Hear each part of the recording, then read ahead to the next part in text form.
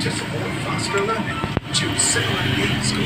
Okay mga boss, paano nga ba magpalit ng fuel filter ng Mio M3? Yan, Mio M3 ano mga boss. So kapag Mio M3 mga boss ang papalitan mo ng filter, medyo mahirap siyang tanggalin ano mga boss. Yan. So imbes na hugutin mo, puputulin mo na lang yan mga boss kasi baka masira pa yung kawit. So hindi mo na malalagyan pag nasira tong kawit ano. So ang ginagawa ko dito mga boss ay kinakater ko na yung mismong filter. Yan, kakatirin natin.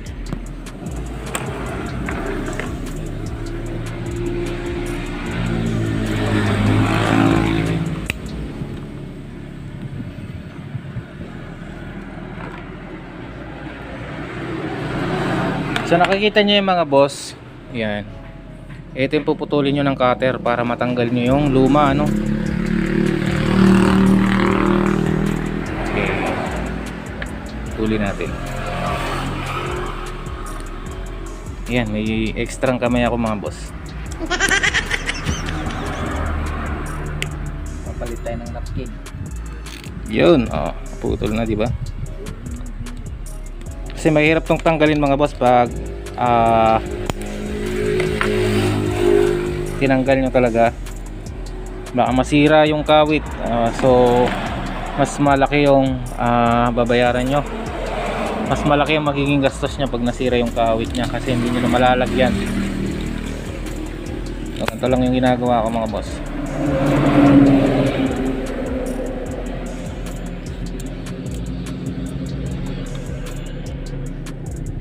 Yan. So matatanggal na natin yan mga boss.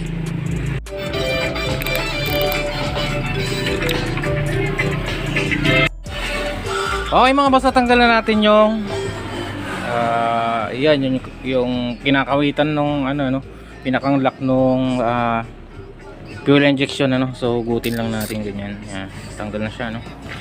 Ito.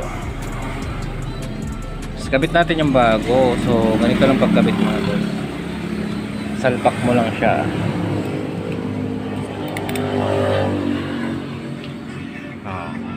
Nakabit na siya mga boss. So ganun lang.